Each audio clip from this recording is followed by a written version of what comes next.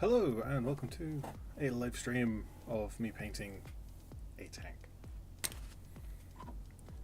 This is a Sherman and I have an alternate turret for it because for Conflict 47 we have this energy gun, and for Bolt Action, which is a historical game, we have a more historically accurate kind of standard gun with a 75mm gun. And yeah, I'm gonna kind of get stuck into this, paint the camouflage scheme. Now I have, if I bring up the picture, this picture I took at Bovington Tank Museum, and this is a grant, M3 grant. And this is the camo pattern I'm going to be using, kind of 1941, 1942 era for anyone interested in the history in kind of North Africa. I just really like the kind of splotches of tan and the dark brown with the black and white stripes. And as you might be able to see,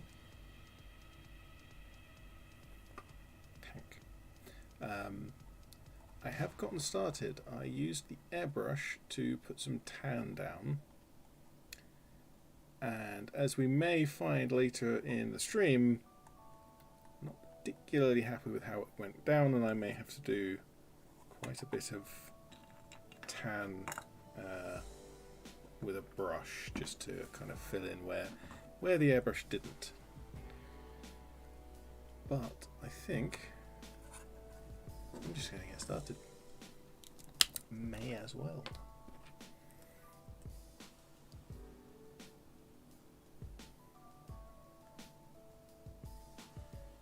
My paints have not done well in the hot weather.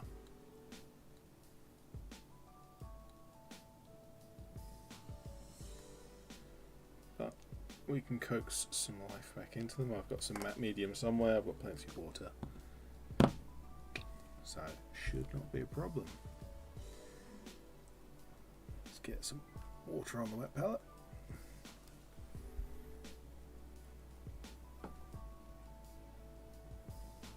It seems to be flowing fairly smoothly. Let's try it out.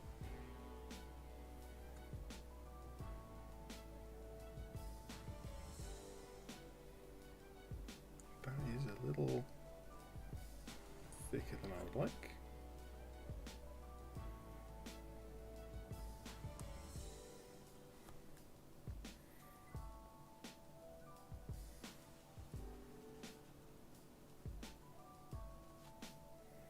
Although that's possibly because this is a synthetic brush and they behave slightly differently from how I prefer.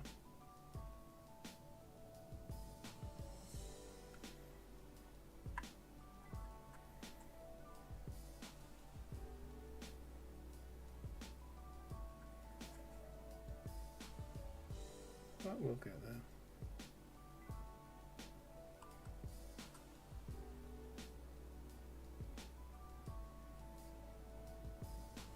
Kind of make sure that the edges are sort of random. I don't want to necessarily kind of follow the contours of the armor.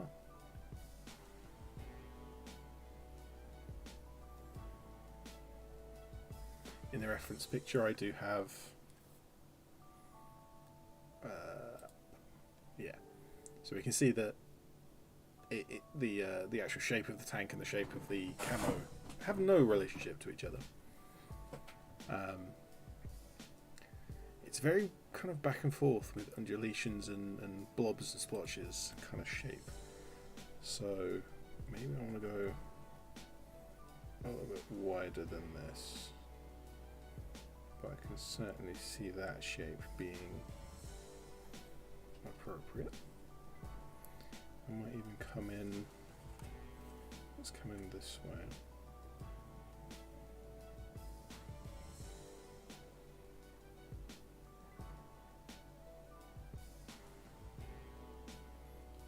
to make sure I'm not artificially following the contours. Let's kind of go over onto that piece as well.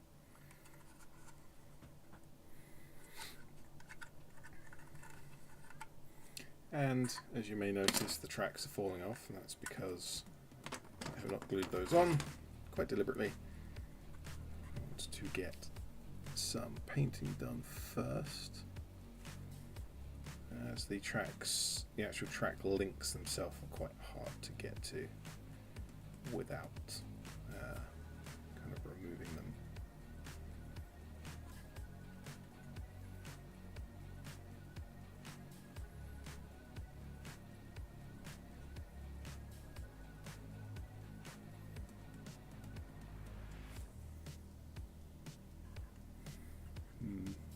Down here at the front of the hull, if it will focus on the hull and not the table, I definitely want to bring that back in. So that's going to need some tan with brush.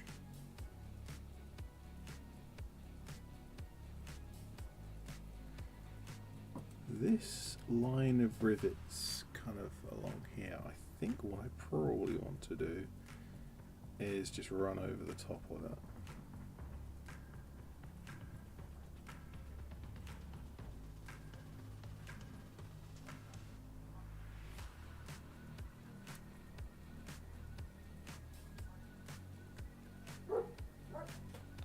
Hopefully you can excuse the noise in the background. The dogs are quite loud.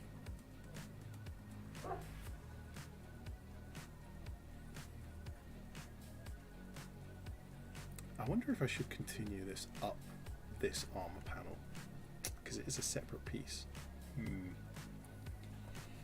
Snap decision, yes, I should.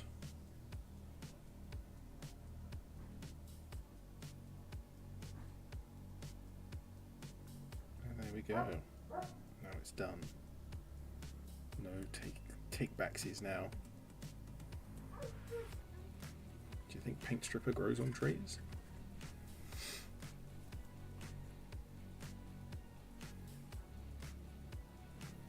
Just for fun, I sort of like the idea of having some tan, tiny bit of tan, just pointlessly in the corner. So let's leave that. And when I come back, I'll fill that in.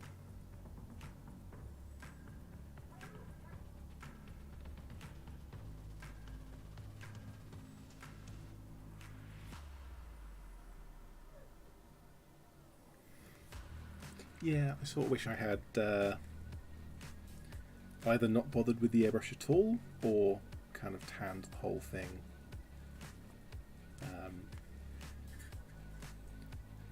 Because I don't want to come up and do all of this, because then it ends up looking very symmetrical. Ah, no. What I could do, if I leave a bit of a channel, so I'll kind of come to about here. Like that.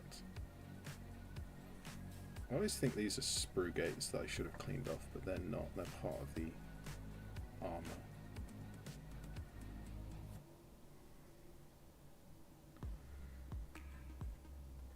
And then I can still use a lot of this grey area, but I'm just gonna kind of leave a gap, and I'll fill in that gap with some tan later on.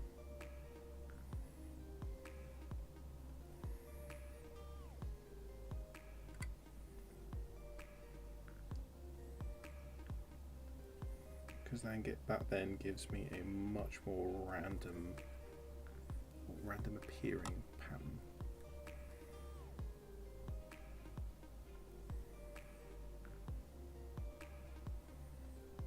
Definitely should not use the term random in this context, because I'm being quite deliberate about it. And it is therefore very much not random.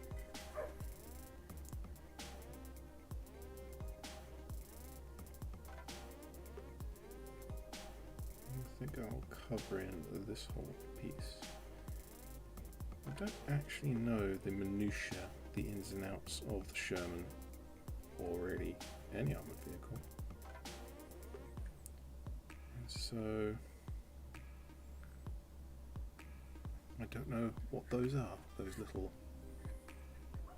protrusions.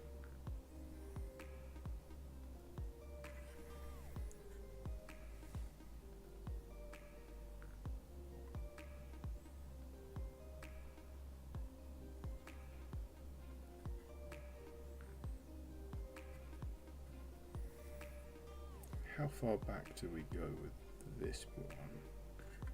I think I've got this kind of grey area here. I probably actually could just fill in that whole area. And this whole area.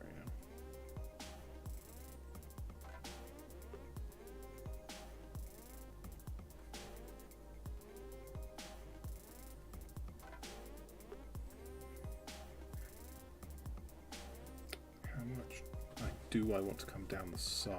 I think I do, but where? Possibly I want to come down here because then it will kind of mirror this too much. So I sort of want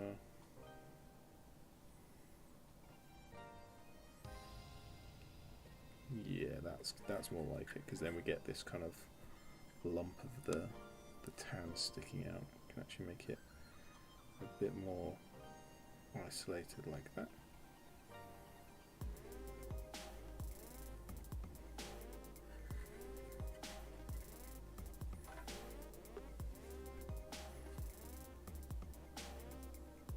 Now this,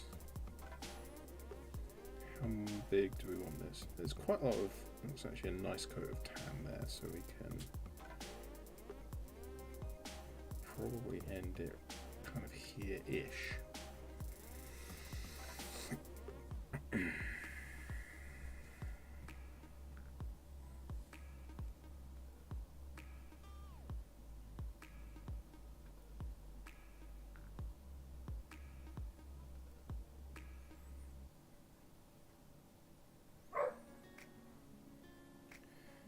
Bark.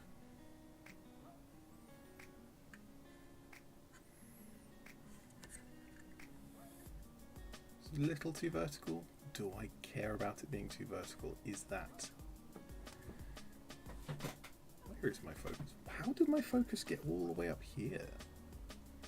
I've been painting down here this whole time and it's just shortened all the way up to there. Yeah, I don't like it being quite so vertical.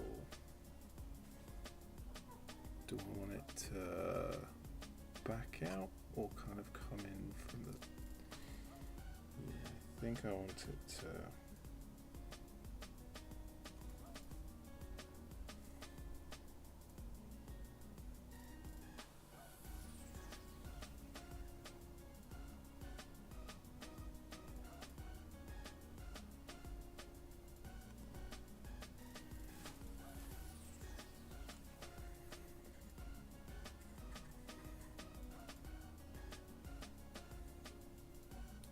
Bigger area in the back here, fairly easy to get started.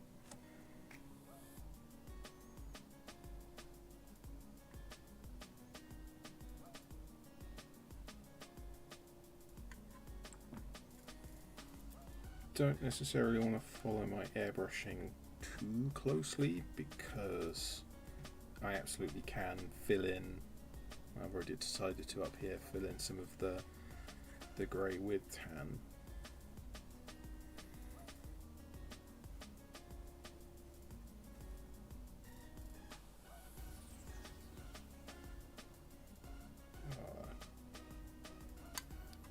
Appear to have had a lump in my paint that's caught on some of the detail on the tank there. That's... How bad is that?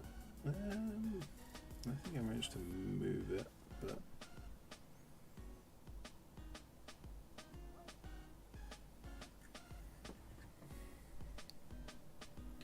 I think it may be time to buy another paint.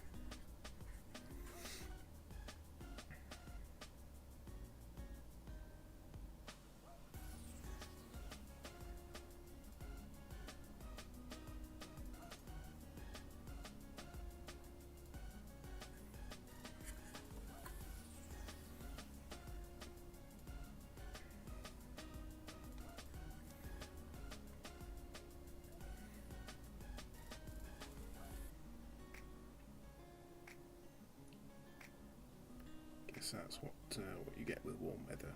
It's dried out paints. Yeah, these Revell pots are not amazing. Not quite as bad as Games Workshop's pots, but yeah, they're not ideal.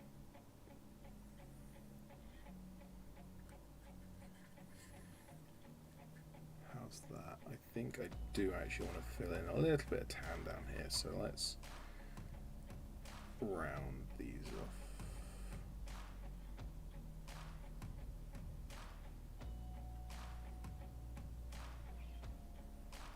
And actually, yeah, I can run up the...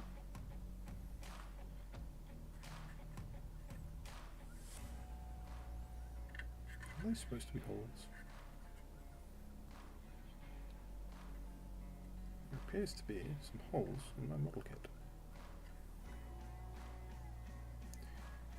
These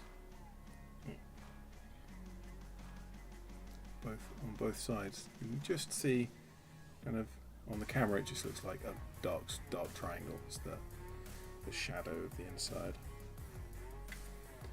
How is that for an overall look? Still a lot of sand, which is fine. Don't have to have a lot of one colour or a lot of another. It can be visually weighted, and there is a lot of other colours. There's a lot of black detailings coming in over time, so I don't have to worry about it too much.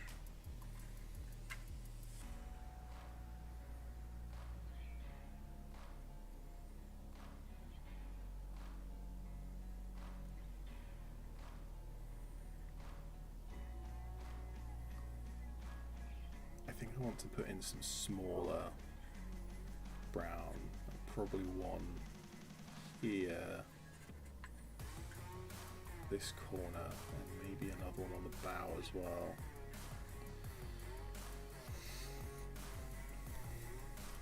Right. Don't want it to be too even. To deliberately create the impression of randomness, which is inherently unrandom.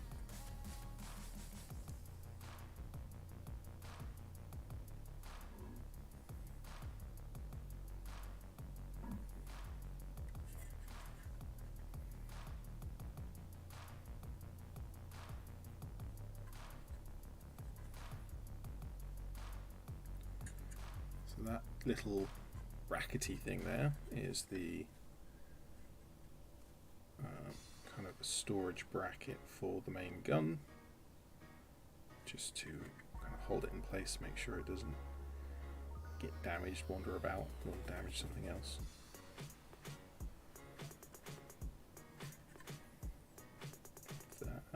That's probably right, actually. That is sort of how I wanted it. Pull out a bit.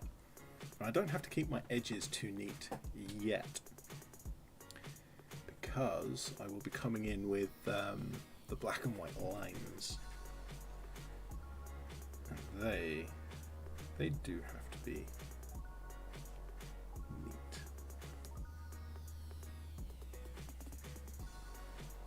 In an effort to be intentionally lopsided,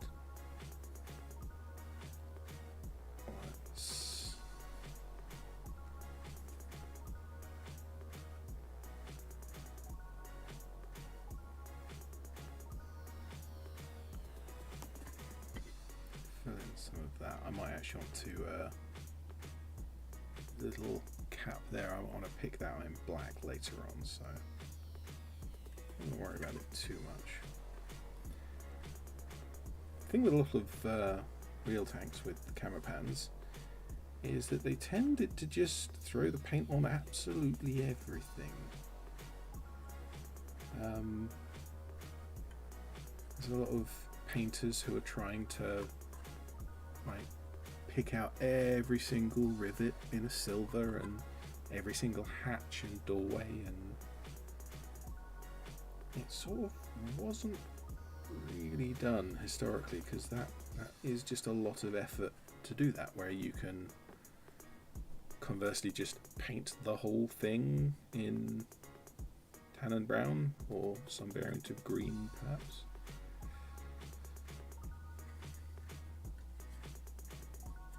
I think that is about as far as I want to go. I will have to come back for a second coat at some point, but what we can do is have a look at the turrets.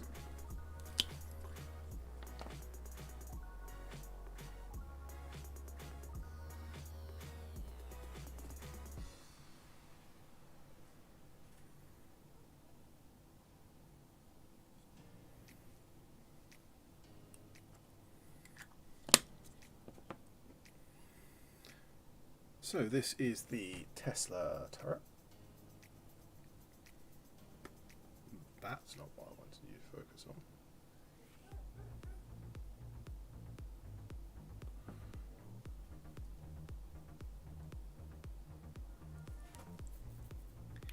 Yeah, the focus is what the focus is. It is not helpful. It is not obedient.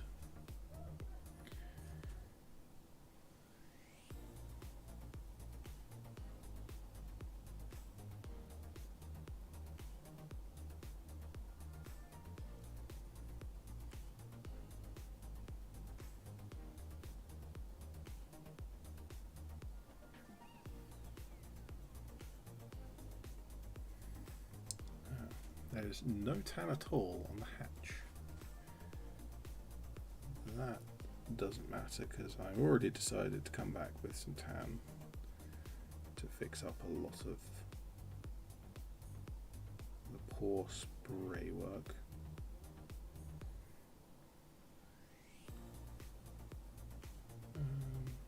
Let's give it at least a little curve in there. And I don't have to be too exact, but if I can get like roughly there-ish with the brown, sort of looks like it nearly matches.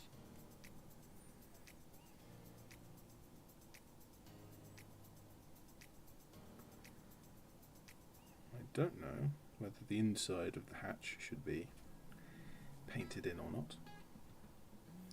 Well, I've done it now.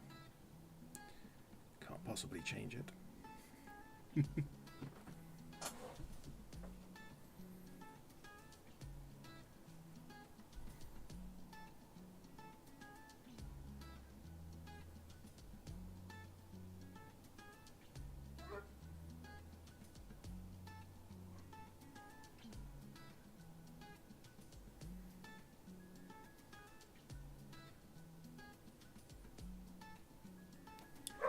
I haven't decided on what I'm doing with these pipes. Do I do some kind of metal copper piping?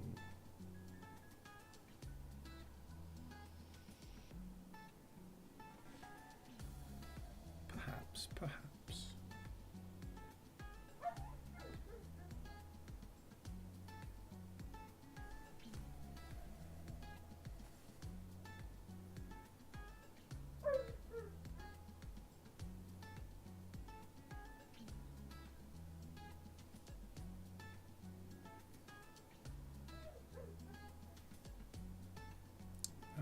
These bits I will paint in as the camo scheme, just because it makes sense to do that. Definitely don't want to end up with a line across those, because that will be quite fiddly to do. Again with the focus.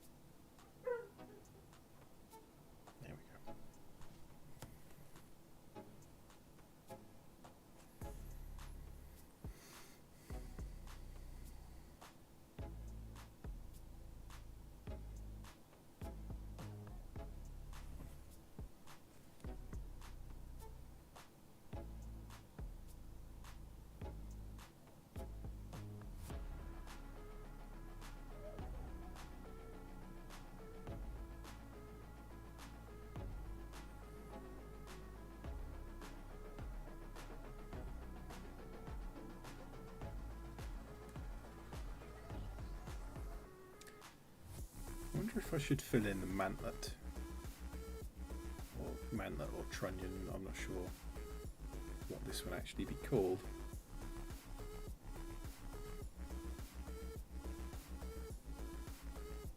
Gun shield, perhaps even. It sort of depends on where I go with the rest of the painting, I guess. Definitely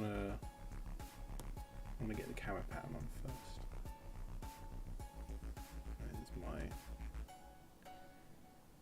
my first step.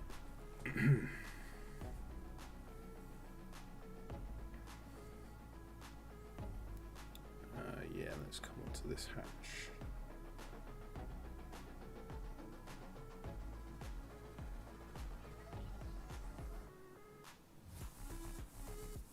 This is rather a large patch of brown, so let's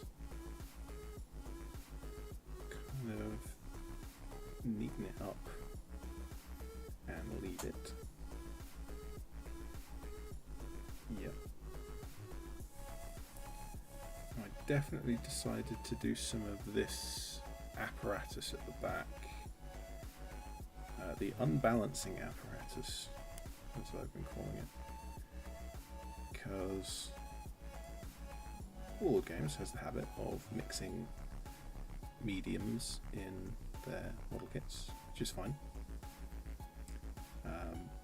There'll be metal components and resin components in the same kit, and plastic all mixed in together. In fact, this kit ends up with all three, because the kit is based on the bolt action Sherman kit.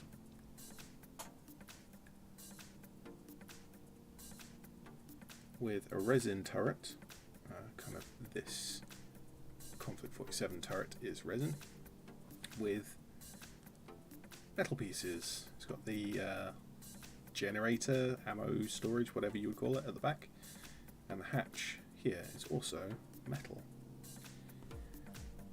Unfortunately, that does have the unintended side effect of making the turret somewhat unstable.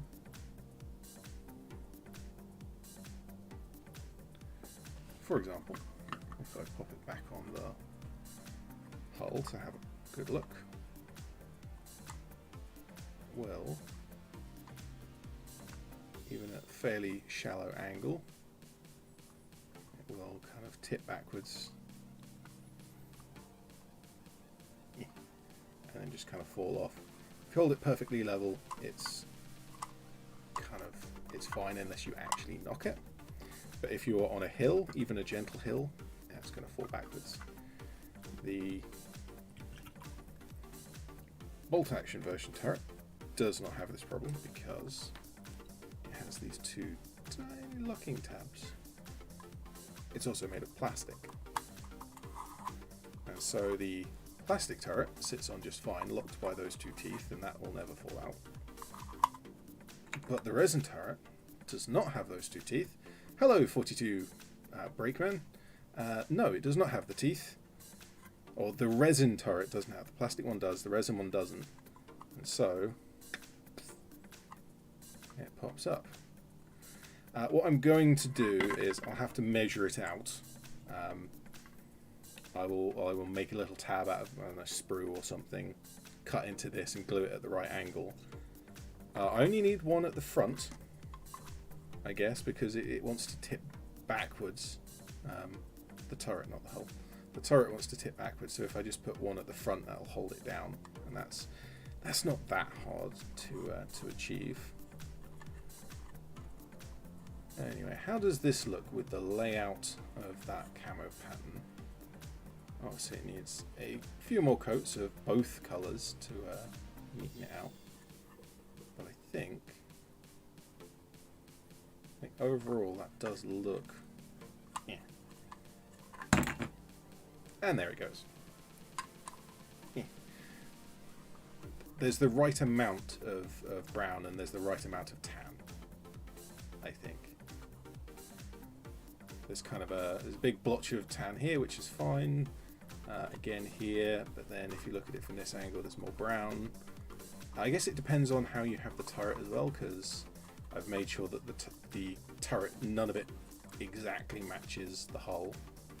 So there's no position where, like, I was always tempted to line it up and then make sure that all of these lines, so that when the turret's on straight forwards, everything lines up perfectly. But I've kind of gone away from that idea, and I rather like having a completely separated pattern so that there's no angle where they match. 42 Brakeman says, thinks it looks really good. Thank you very much. I shall continue with this turret, because I'm going to spend... I've already spent half an hour base coating today. The whole stream so far has just been base coating this brown. There's a lot of tank.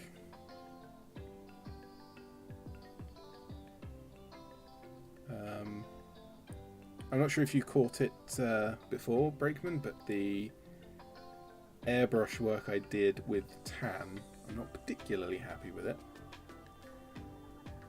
And so I'm not necessarily following the grey and tan, grey primer and tan through the airbrush for the camo pattern. I'm roughly kind of filling in as much of the grey as I can with the brown. But I'm going to come back and fill in, particularly there was a section here that didn't get tan that I ended up wanting to be tan. And so I'm allowing myself to not follow it all so strictly.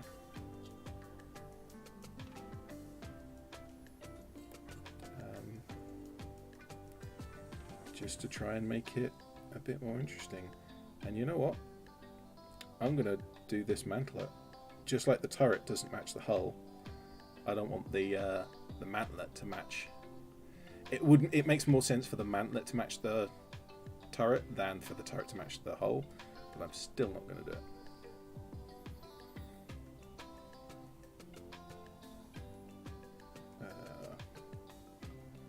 Let's bring it over. I mean, it's probably going to roughly match, but yeah, I want to avoid it matching perfectly. Let's get, that ended up very thin. The old multiple thin coats will definitely come into effect here.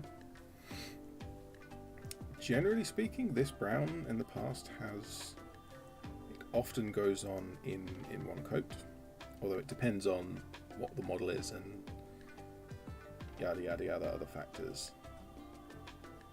But just in this case, because I've thinned it quite heavily, because I want to make sure that it doesn't leave any blotchiness behind, because these are big open flat areas.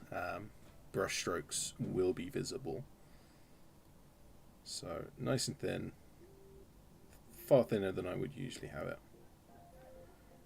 but that means that it is going to need a second coat.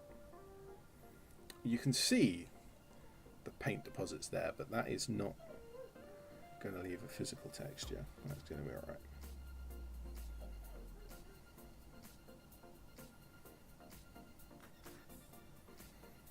How far do I want to go with this one? If I cut this maybe a little bit shorter, something like that.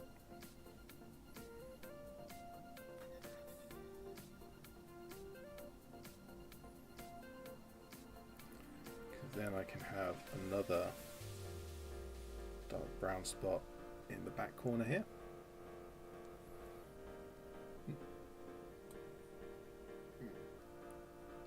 There we go. Put the chat in the right place.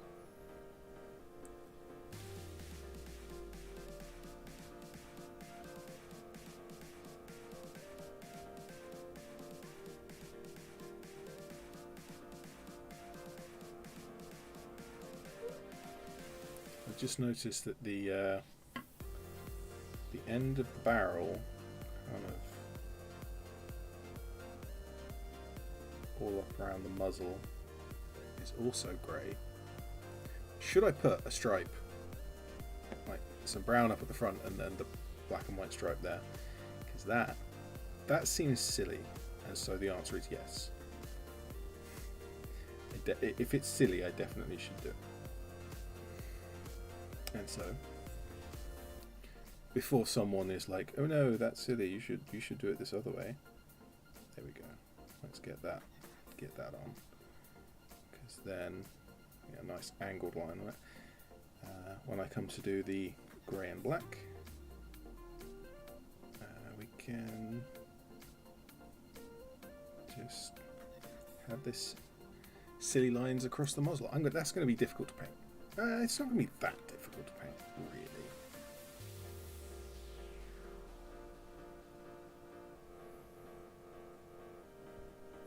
Should that be that shape? I think it should. I think I should leave that alone.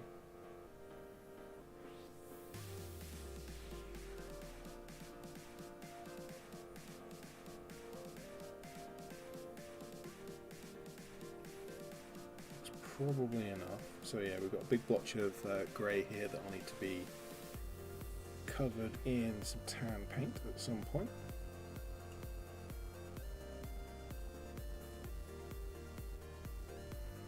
Oh, I should do the cupola as well, looking like it's, because this ring here, that ring is a cupola. It's separate from the turret, and this can rotate, and it's got the machine gun on, so you can point the machine gun in different directions. It's also so that you can point the vision ports in different directions when you're buttoned up. And so, to follow on the logic of the rest of the vehicle, where no movable component can possibly line up with its equivalent, let's put the separating line there and there. And then at the back, let's kind of do the same thing. Ah, okay, I stand corrected. It looks like... Oh, is this a fixed? I don't think this is a cupola. Oh, that makes things less fun. Oh, okay. Yeah, it's not. The machine gun's mounted into the... Where are you focused? Absolutely where are you focused? At all.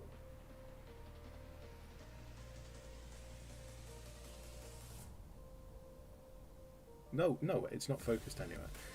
The mounting here for the machine gun is directly into the body of the turret. And the side here that I thought was cupola also just goes straight into the turret.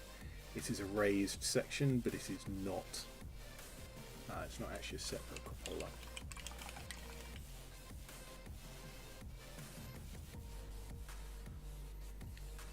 So, let's test and see how that looks.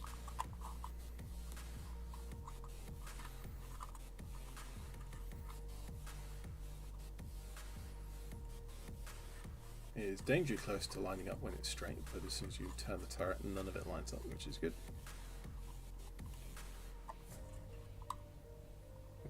Oh, that's where the teeth are. Yeah.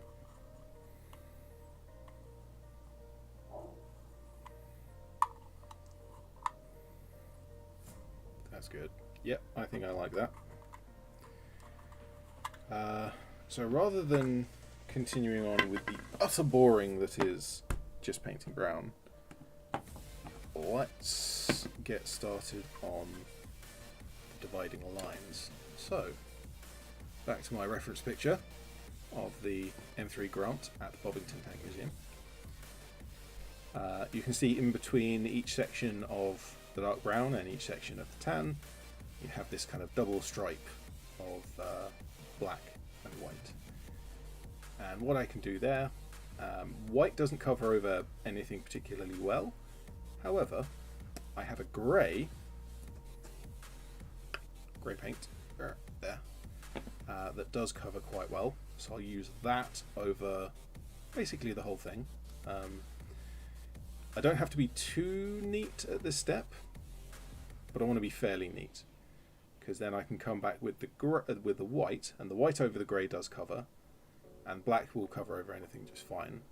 but the grey just gives the white a little help. And so let's pop away that image and go back to my tank.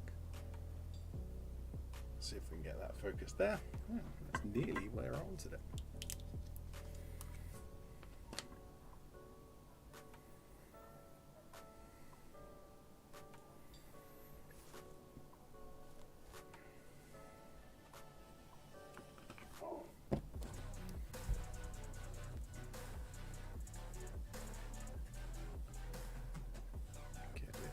To the consistency we want. Again, I'm thinning slightly more than I usually would, just because I want to avoid any streaks at all.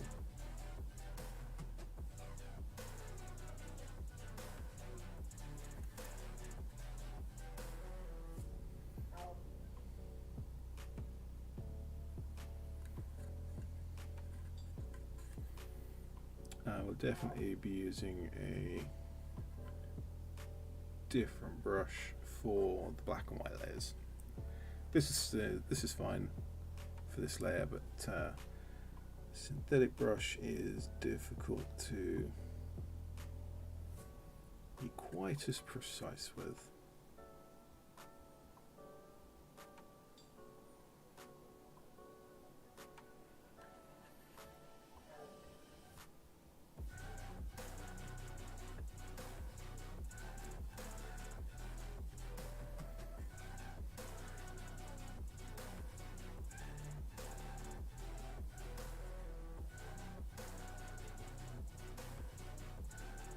Oop, that was way more grey there than I wanted.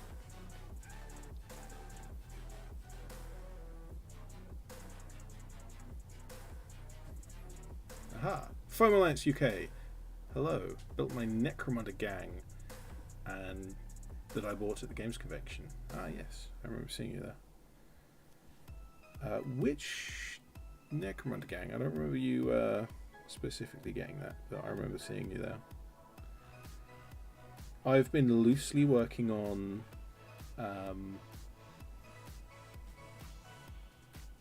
Orlocks, House Orlocks. Oh, Van Saar, yeah, they're fancy. I got some of the metal Orlocks a while back, and then at the expo I managed to pick up, through sheer luck. Do you remember seeing the stall that had just all of the retro Warhammer stuff? Because it was there. I kind of went through. I found a Gaunt's Ghost model that was like £30. Yeah, maybe not. And a lot of stuff that I'm not really interested in. But upstairs. No, I think it was in hall 3 on the lower section. Upstairs was hall 2, although I could be wrong on that because I wasn't really following the map. I was just kind of wandering. Slightly disappointed that all we got to see was the vendor hall, because we only went down on the Sunday, it would have been. And there were various talks and events on the Saturday and the Friday, but there was nothing on the Sunday. So pretty much all we got on the Sunday was a vendor hall that we had to pay to get into. So we paid money to go shopping, essentially. I mean, it was a good experience to see some of the people, but yeah, I would have liked some of the events. Anyway, the point is, because we're getting distracted, I'm just in a perpetual state of being distracted, so that's fine. There was a stall selling retro, mostly Games Workshop stuff. I think it might have been only Games Workshop stuff. I can't remember seeing anything else there. But they had a little bag of the plastic, like first edition Necromunda starter set, House Orlog. It was £10 for 6 of them for a simple plastic model, £2 each. I'm happy with that, especially when there's something interesting. So I've got a couple of the metal ones, and I've got a couple of the plastic ones as well.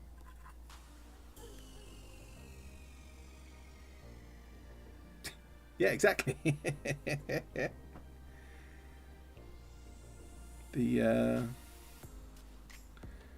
sheer gall of finding quite a rare mod. Usually the simple kind of two-piece models that you get in the starter sets are everywhere, like the Skinks from like 3rd edition Warhammer Fantasy, the Gretchen and the Space Marines from 2nd edition 40k. They're just everywhere because they sold so many copies, and as much as they are a retro model now, no one really wants them because they're so common. But the Necromunda, I think it's the first time I've ever seen one of those plastic Necromunda models in person. I've only ever seen metal Necromunda until that point.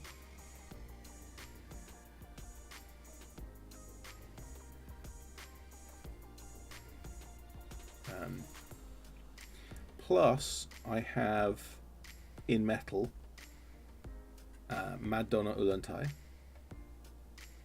and I have in packet.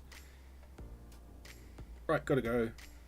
Probably back later as I'll be doing some modelling myself. Well, Foam Alliance, you have fun, and if you do come back, I'll see you then. You should build yourself a gang for the modelling game. That means buying the rulebook, and yeah, yuck. I'll just play the old. I'll play Retromunda. I've got the 2nd edition rulebook with the John Blanche cover. It's a nice bit of artwork there. No, I don't think it's up here.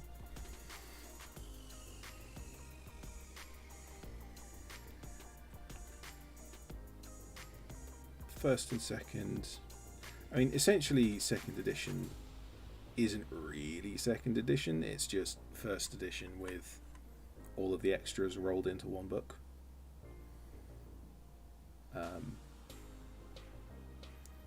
But, you know, a lot of people refer to it as 2nd edition. The new one, or the current one, could be considered 2nd edition. But if you go by the other logic, then it's more like 3rd.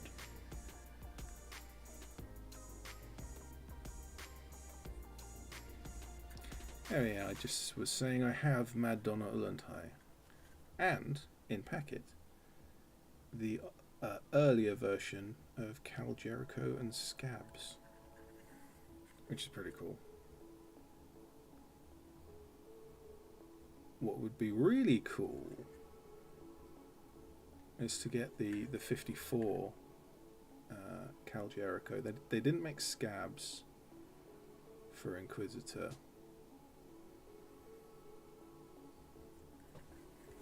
Brush is drying out and it's all getting a bit messy. Let's try and keep it neat.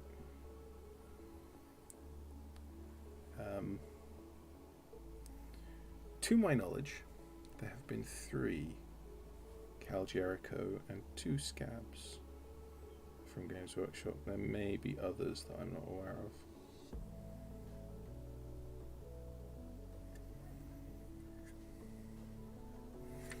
Ah, yes, even though this is grey, because this is the primer, I do have to line this as well to make sure that the white comes out. I want to be doing loads of layers here and not anywhere else. I rather wouldn't be doing multiple layers anyway. Make sure the paint comes out at its best. Yep, finish off down here.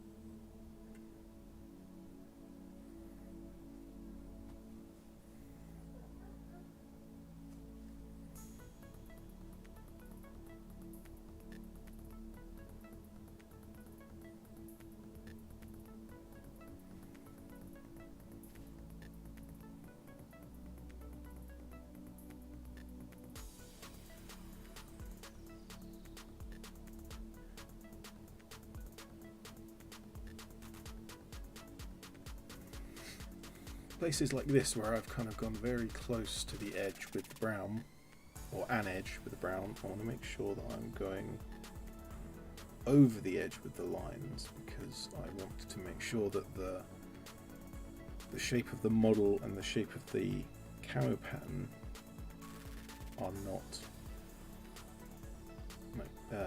one is not informing the other. I want them to be, I want the camo pattern to seem to be applied very randomly. I should not have run it through the tools. That was a mistake.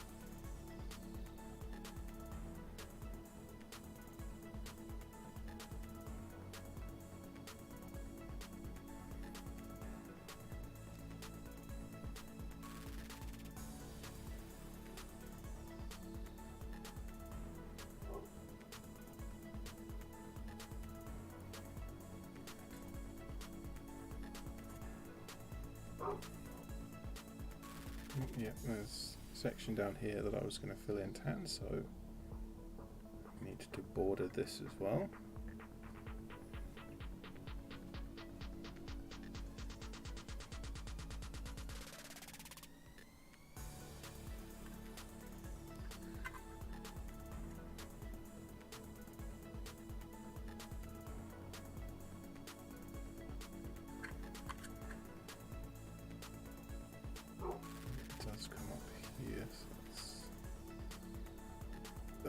Making an absolute mess of the lights there, but that's fine. I'll clean those up later on when I get to that part of the model, which will not be in this stream under any kind of circumstance. I think I will be lucky if I even get the camo scheme finished. I knew this would take a while, but ooh, wow, it's taking a very long while.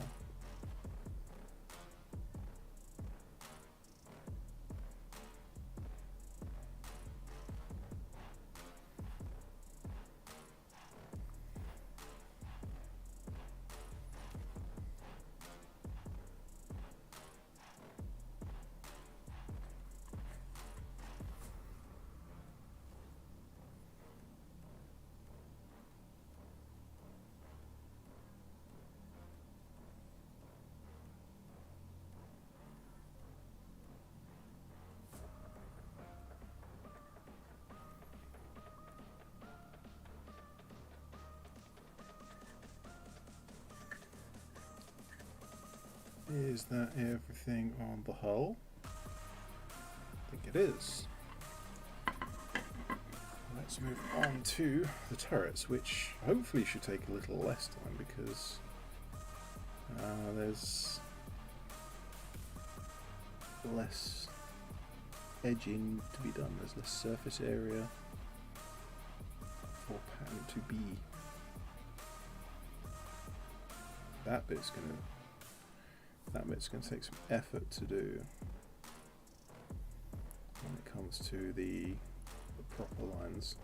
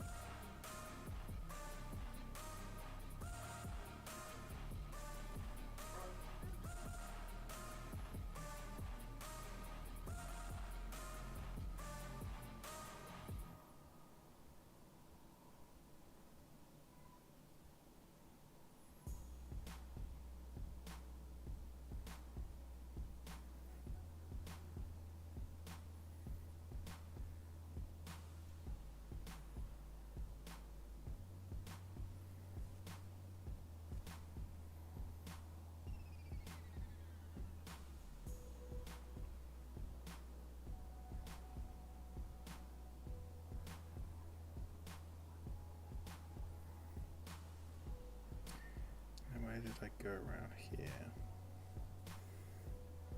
Kind of like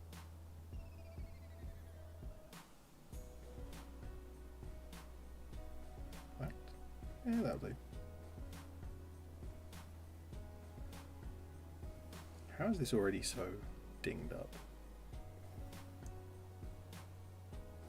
I built it, did the airbrush work, and it's been sat protected in a box ever since.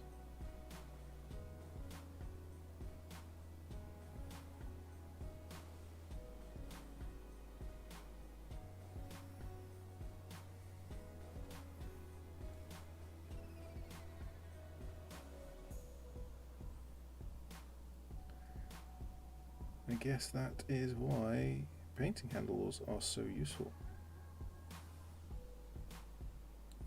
Because I am noticing as I'm going along, the edges of the tan are being worn away.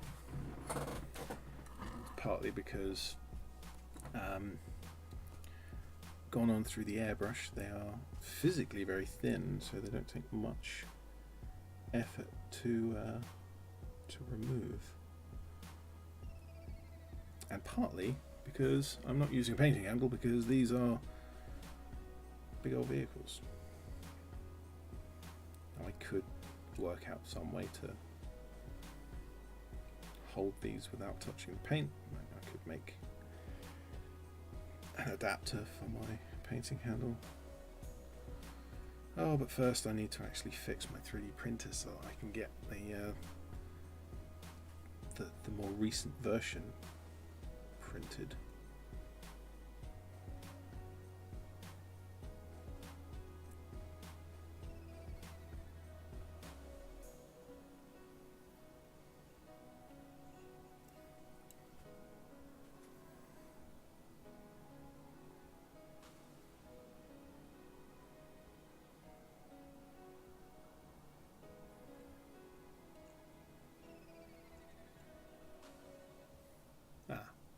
I have not painted under there, but that's fine. That's never going to be visible in a normal game or on the shelf,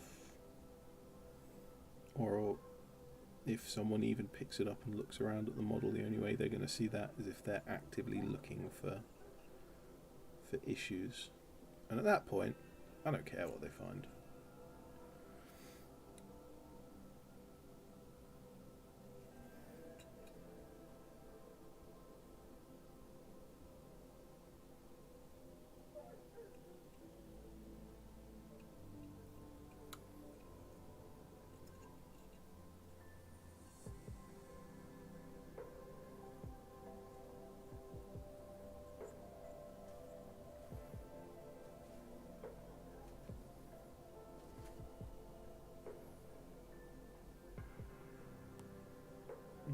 Let's go over this, not a cupola.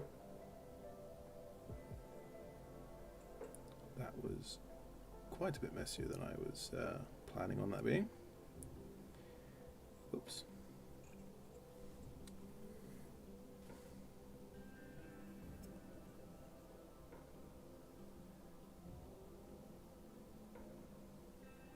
How did I not paint off of there? Right there. Where are you? Why are you focused down there? If I just move down here and see if it changes the focus again, probably will. It's set to lock focus.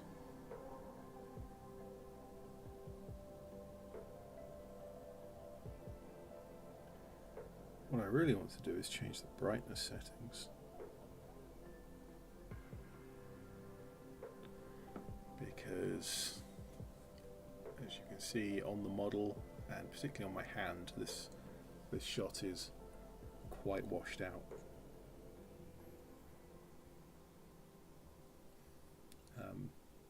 I should probably paint the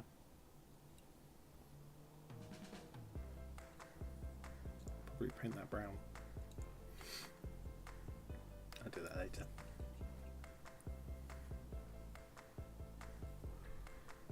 Do we have 8 o'clock? 8 o'clock already?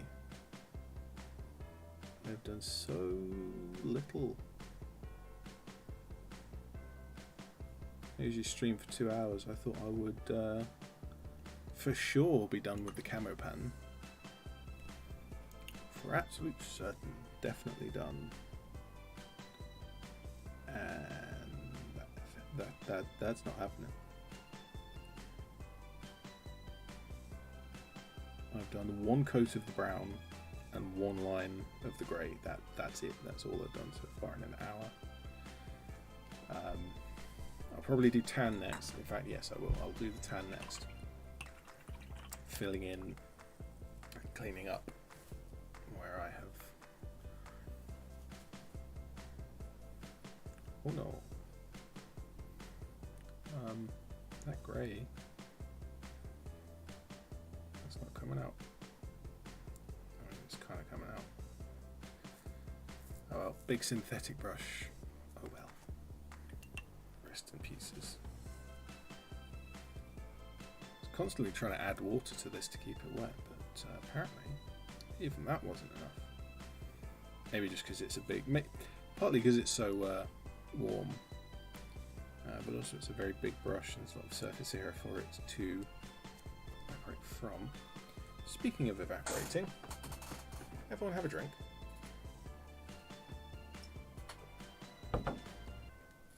It is warm. Right, tan. I said tan, didn't I?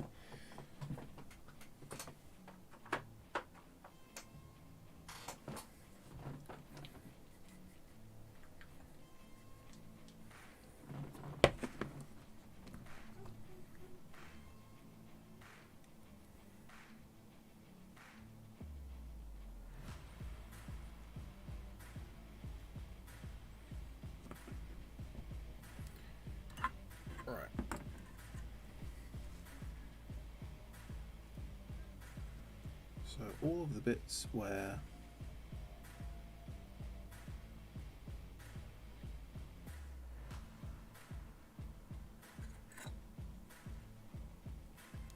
that was unfortunate.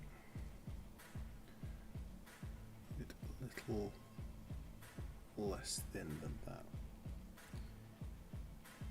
This is definitely the same paint. It's the same pot of paint, and yet. Can you see how that is much more yellow?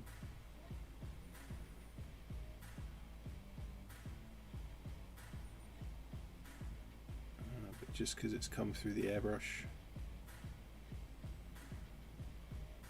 the rest of it seems to be a very different colour.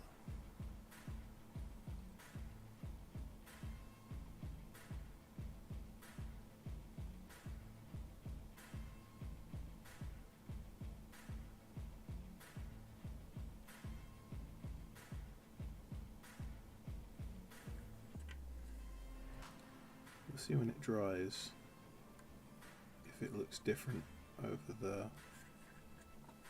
previous airbrush compared to the stuff that's going over just the primer, because if I have to just go and do a whole bunch more coats of the tan, even though I specifically airbrushed it to save myself some time,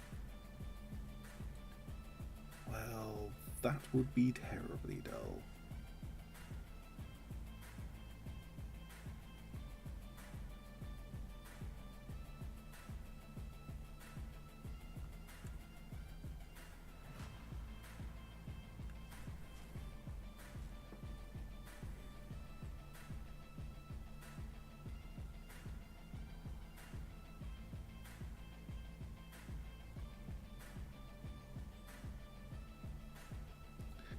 Saying that, I do want it to be relatively bright, if for no other reason than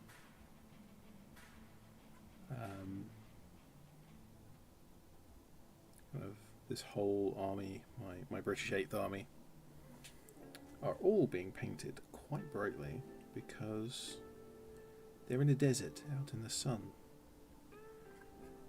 And so they would probably appear quite bright. And so by painting the models brightly, well, there you go.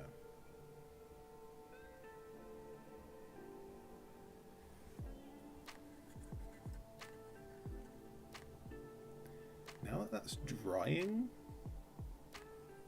it's not as much different as I had first thought. Okay, I might not have to worry too much. Just target the areas that are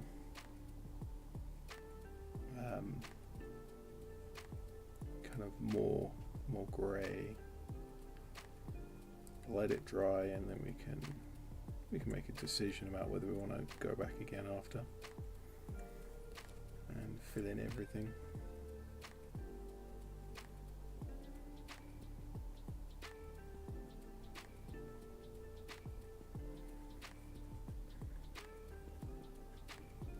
Definitely all of the underneath the bow here.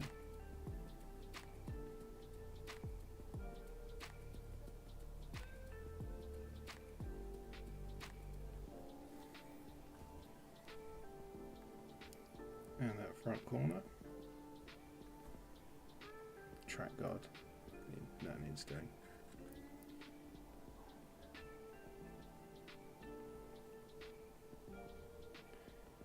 Yeah, in future, if I paint this scheme again, which I likely will, I will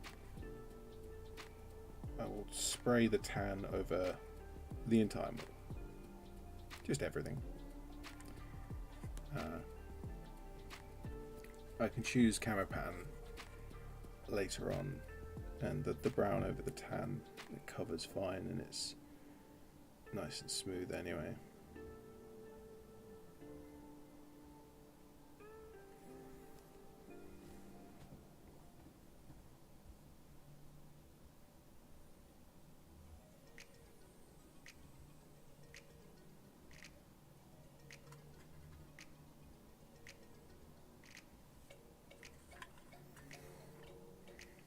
So let's just aim for the grey bits, like there.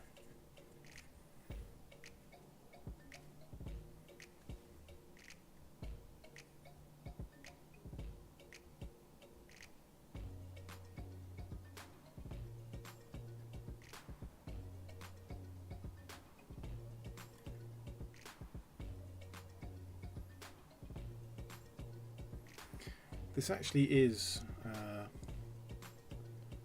somewhat good news for my Daimler armoured car, because I painted that. I painted kind of tan and brown with the airbrush, and it didn't look right at all, and so I ended up not lining it to finish off the camo pattern. But because I've ended up having to do it on this, kind of to redo bits, I think what I might consider doing is actually going back to that and lining in for the camo pattern and going over the airbrush stuff with an extra coat, just to make the brown and the tan a little more coherent, consistent coats.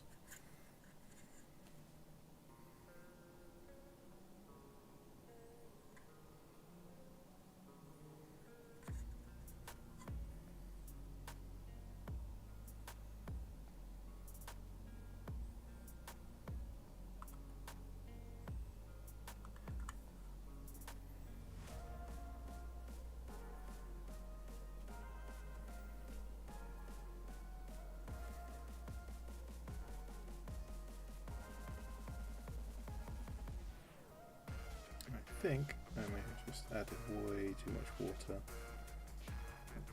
Can I? Oh no, just about.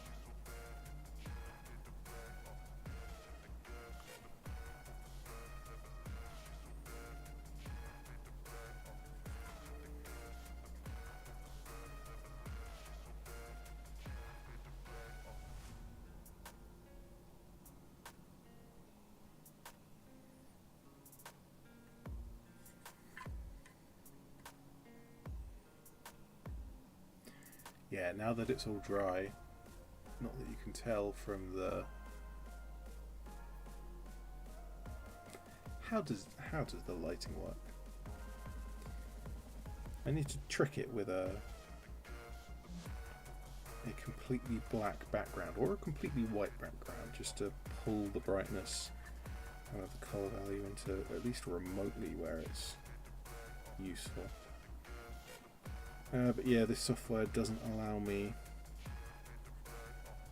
the ability to set color or ISO or f-stop or any of those other camera things that I've heard of but don't actually know what they do.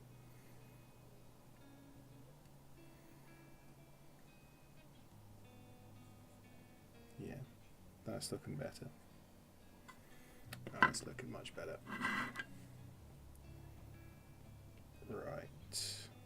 Didn't need much cleanup on this turret. Just a couple of bits kind of in the recesses where the airbrush didn't get to. And the hatch and the ammo container where I didn't follow the pattern.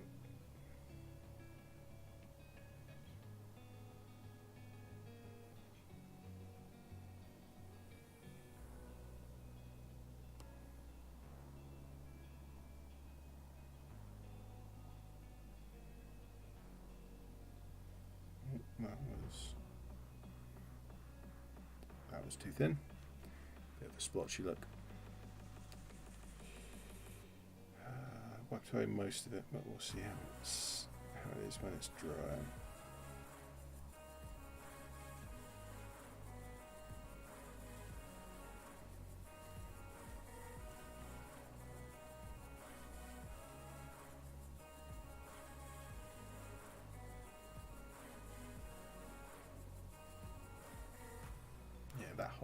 That whole lot there is too thin. I've definitely added too much water on the wet palette.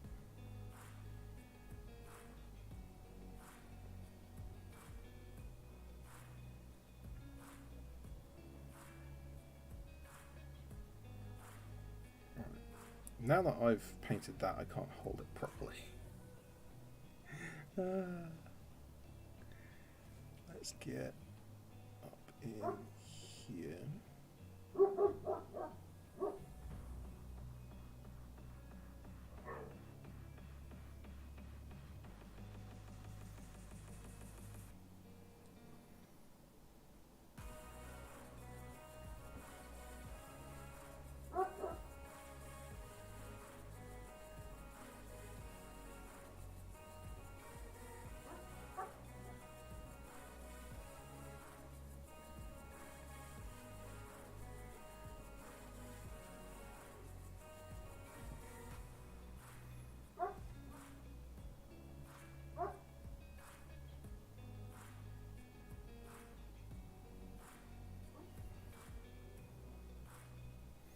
Let's let that dry and see how it ends up looking.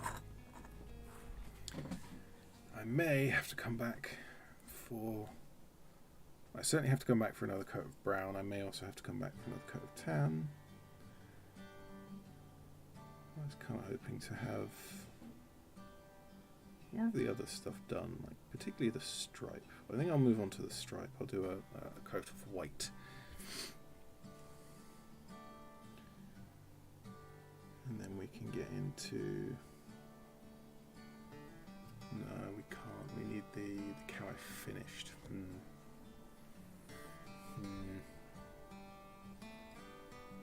And I say again,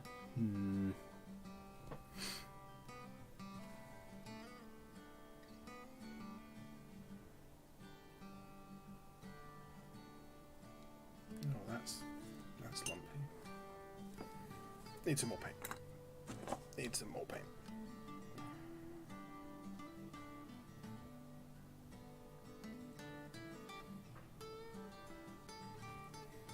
There we go. Probably didn't need that much because I'm just doing the one last turret now. Oh well. Let's fill it in down here.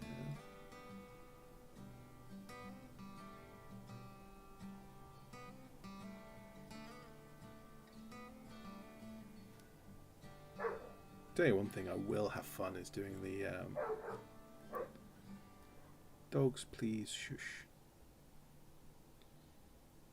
The panel lining probably going to be a lot more subtle than on the armoured officers. But it looks too good to not. I go very heavily on the armoured officers for Conflict 47 just because slightly cartoony look. I can't remember who it was. Someone in the comments said that a slightly cartoony look is good for the K-47 because obviously they're a fictional alternate reality.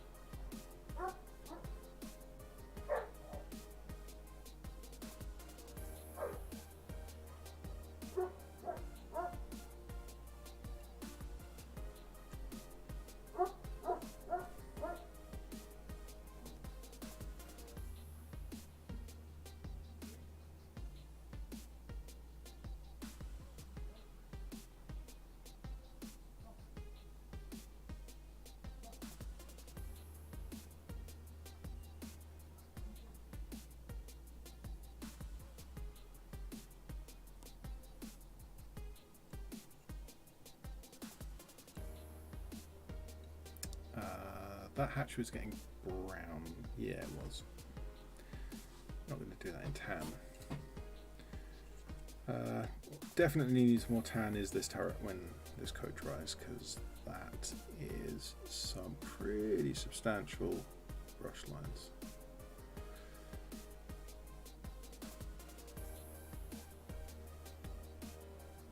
The airbrush work probably hasn't helped anywhere near as much as I had hoped. I think next time, I'll give it one more chance, and I think I will just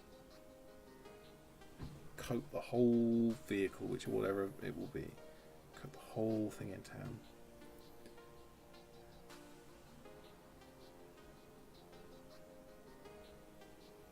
A nice consistent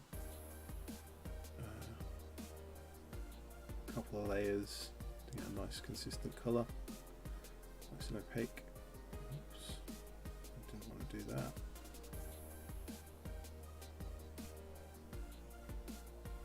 Yeah, that's fine. I'm coming back with brown again so I can clean that up. Because yeah, that does not look great.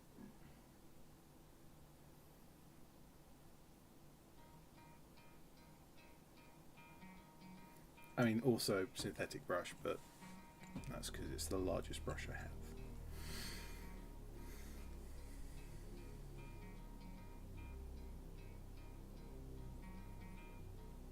I mean, saying that, I painted the window reflections on my Gaz with this exact brush, so I'm not going to complain about it.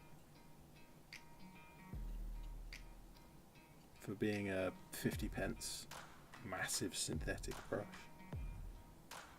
it's genuinely punching above its weight. I mean, it is still a synthetic brush, and it is still an oversized brush, but it's better than it should be.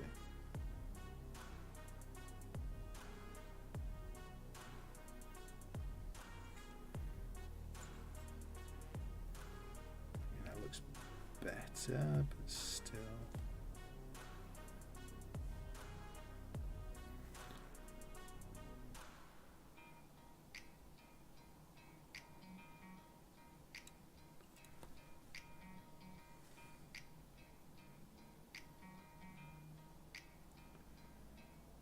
One of the old tricks that I need to start doing here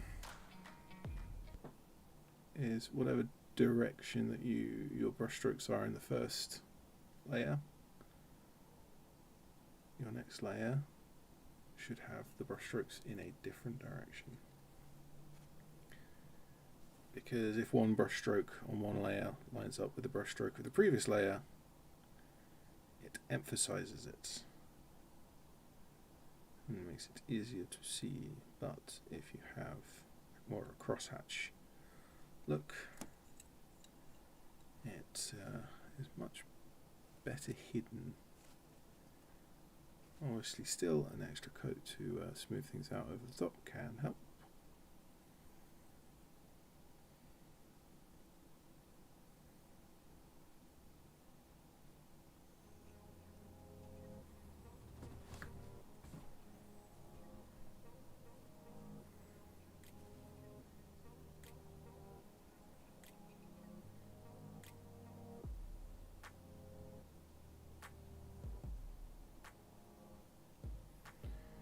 I think what I'm actually doing here is I'm tearing the paint because I'm not quite leaving it long enough to dry. It's drying very quickly in this weather, but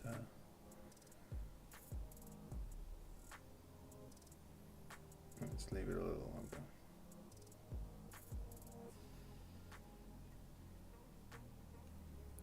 And let's come back. Let's come back to the tan.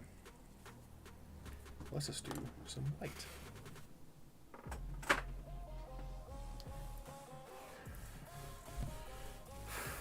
Yes. Some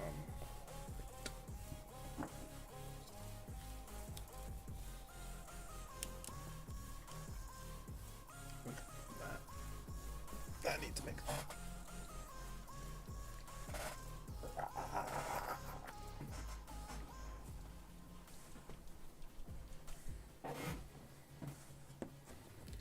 nice aggressive shake.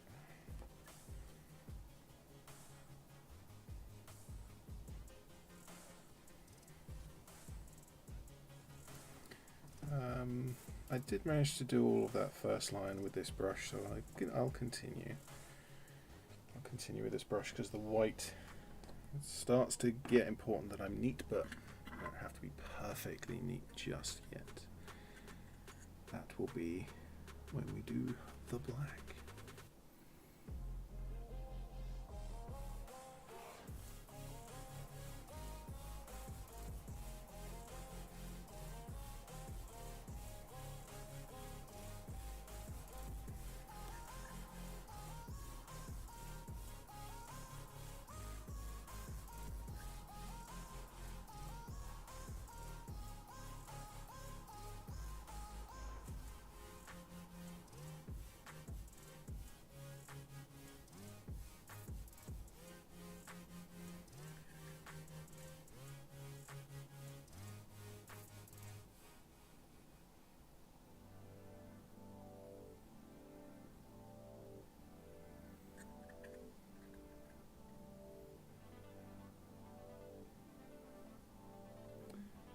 I do quite like how well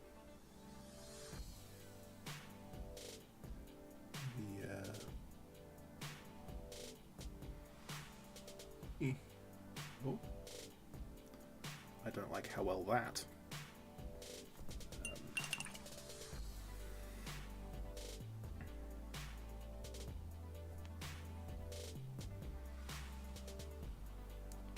well, yeah, didn't quite get there quick enough. I'm washing away a lot of the stuff I want to keep and not a lot of the stuff I want to get rid of there. Oh well.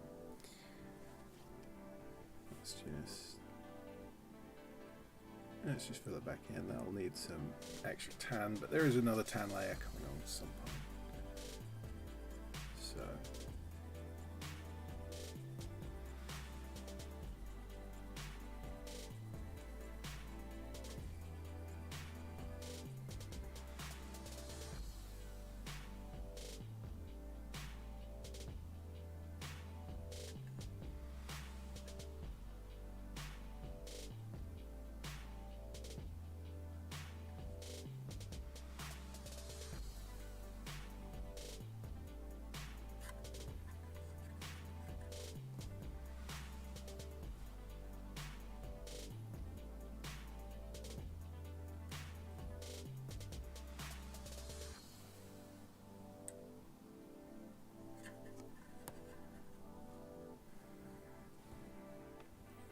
that's showing up much better on the camera, even though it's white balance. It's pretty poor.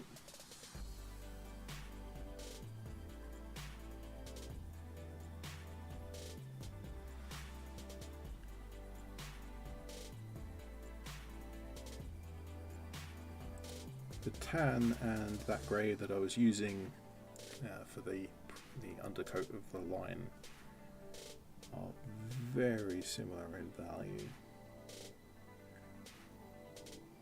without any accurate way of actually measuring value. I can't really compare properly. They're very close.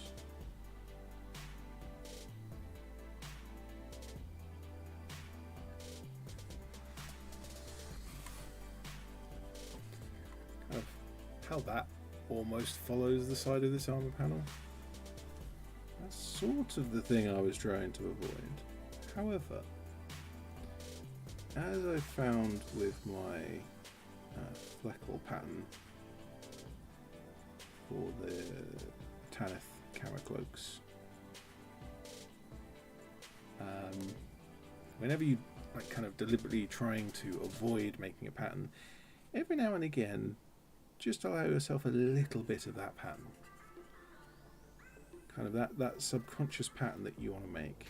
Do a little bit and then kind of go off of it around where you've kind of followed it, because that looks much more random, or it is closer to random than always strictly keeping yourself from doing that kind of pattern. Because in randomness, you just statistically you expect for small bits of pattern to appear.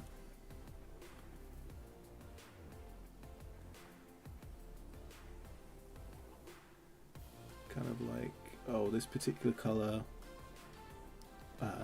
of dots that I'm doing will just let it follow the fold of the cloak for a little bit, and then kind of go back off in a different direction. And the same thing for this, where I don't want to follow any of the armor panels with a camera pattern, but here it just sort of nearly follows it a little bit, and then kind of here it nearly, it's not as close, but there's some similarity. But then in other places it's so wildly off that makes it appear much more disorganized.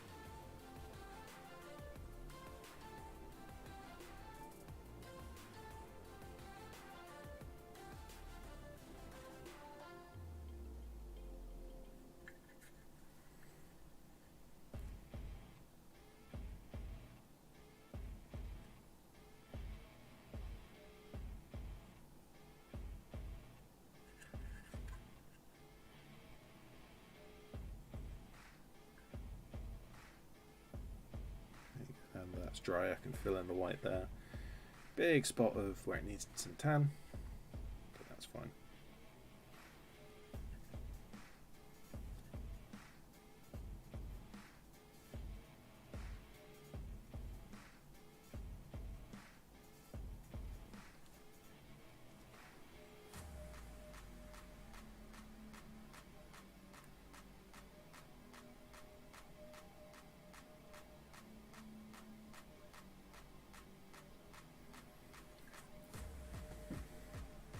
This is taking so long. An hour and a half and I've only got this far.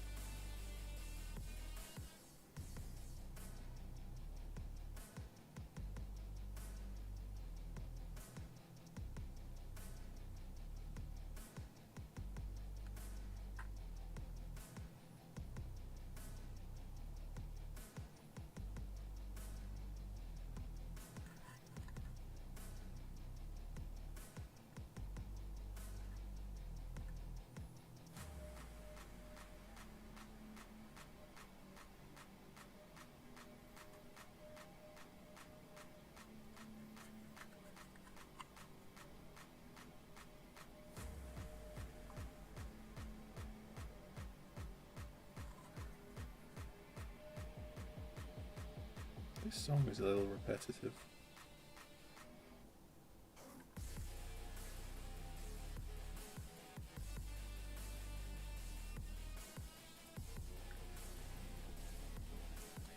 Let's have something else.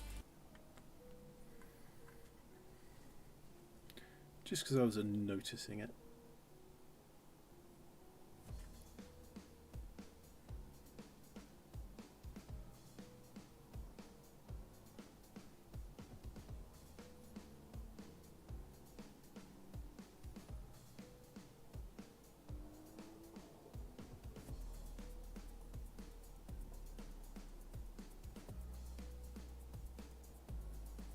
Is that?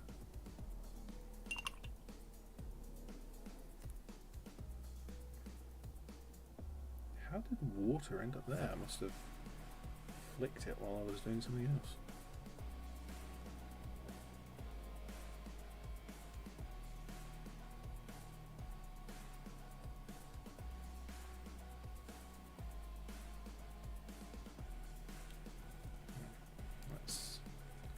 Let's leave that to dry for a bit. I will require some more paint.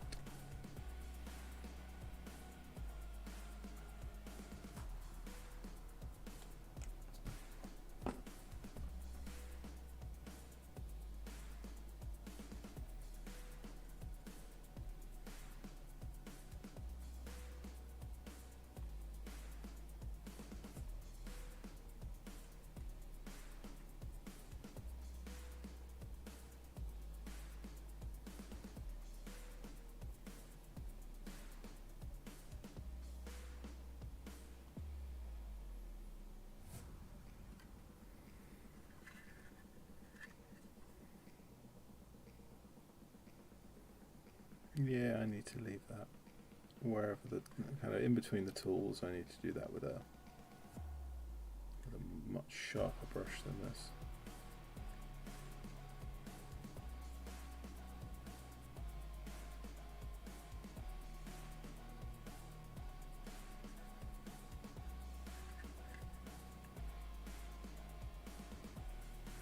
Oh, I didn't get this bit in tan. Oh, I forgot it. Oh, also, there should be some brown down here as well. This will not be finished today by any stretch, and so there is plenty of time to go back to those bits.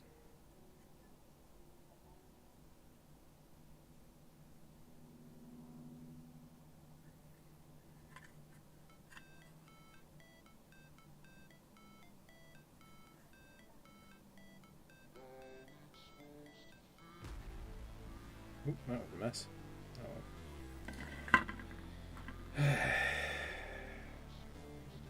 Getting to the point where I'm tired. I've been doing this for an hour and a half solid. Yep. So I should definitely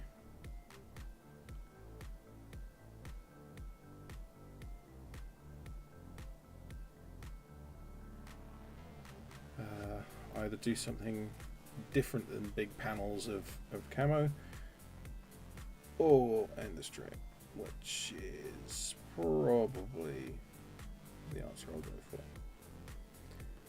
I'll finish up the white, see how I feel. Do I want to do the black? I kind of want to get more done, but if I'm tunnel vision and starting to make mistakes, it may not be worth it. It may be worth leaving it for another time and finishing off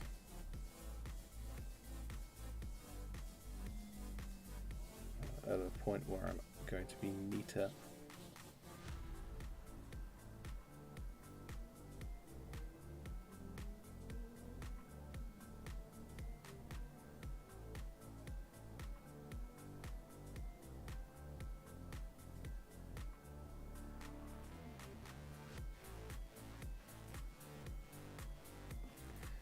Anyone in the chat have any opinions? Are you getting on with your own modelling in the background.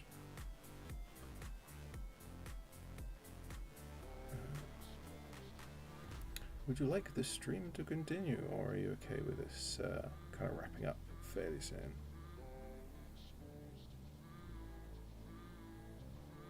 Yeah, that was not neat at all. That whole area will need to be redone. Alright, concentrate, nice and slow, nice and smooth.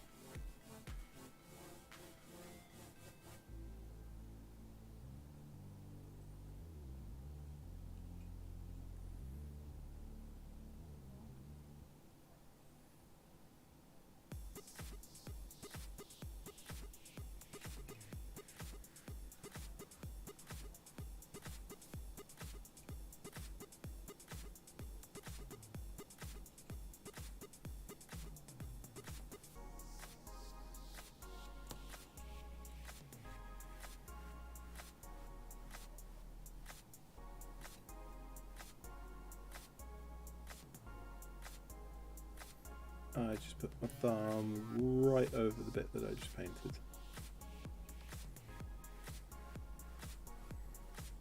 Yeah, not too much, not too bad.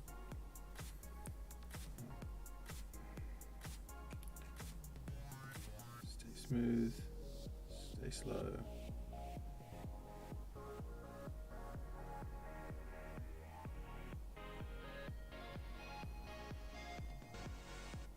Yeah, I'm definitely not going on to black lining today. I need to concentrate for that.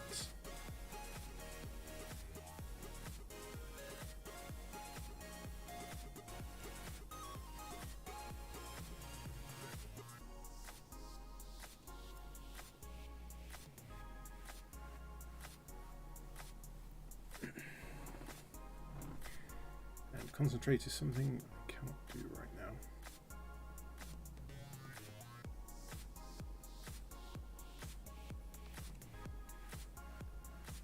Yep, that needs brown.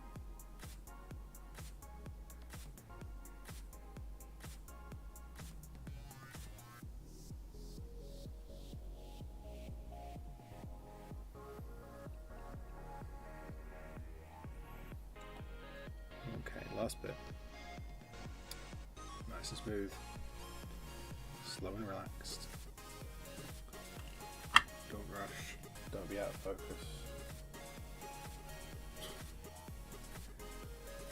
That's my secret, I'm always out of focus.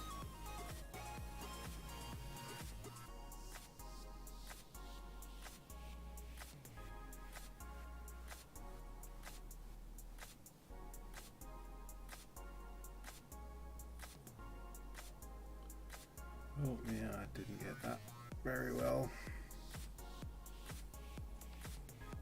At this point I'm resigned that it needs cleaning up. But that just means I'm being messier.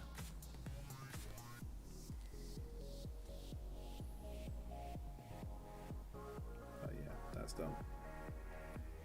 Here's the last of the white lines.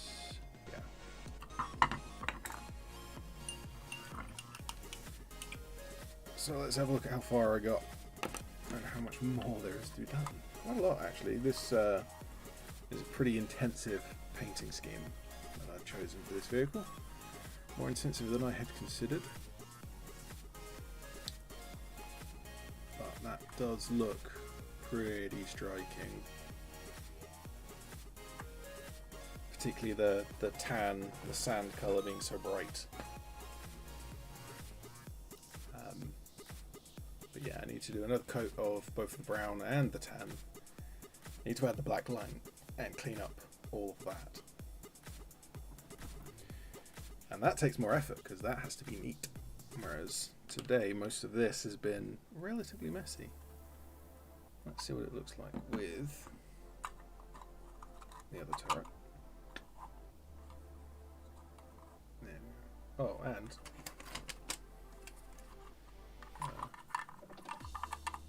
pop these back on.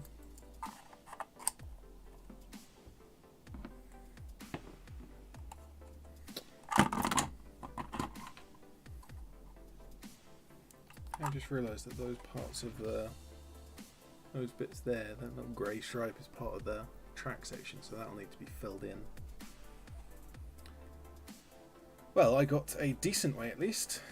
I have an hour and 3/4 worth of camo painting. I think that looks pretty good. Once it's all cleaned up and once all of the other details, because there's a lot of other colours that need to go onto this will end up looking pretty good, I think. Anyway, if anyone has any questions in chat, I'll give you a few moments to discuss them, to ask them, and I will answer just before the end of the stream. I am looking at starting to stream on Twitch because, I mean, I've been saying this for a while. Twitch has better tools for things like chat integration and stuff like that. A lot of the back-end stuff is easier to work with.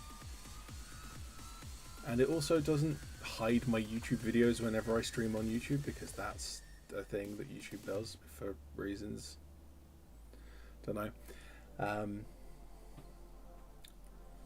But yeah, I'm not seeing any questions in chat, so thank you very much for popping past.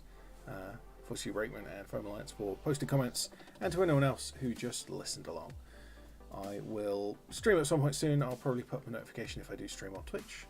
And next week there'll be a video on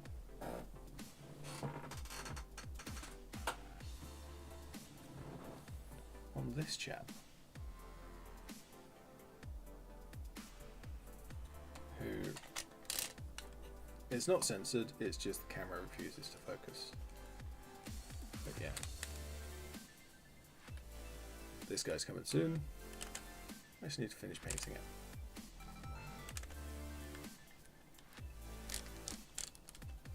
There we go. Plenty of work still to be done on that, but yes, thank you very much to everyone for popping past. I will see you next time. I'm ED-SKaR, and I always will be.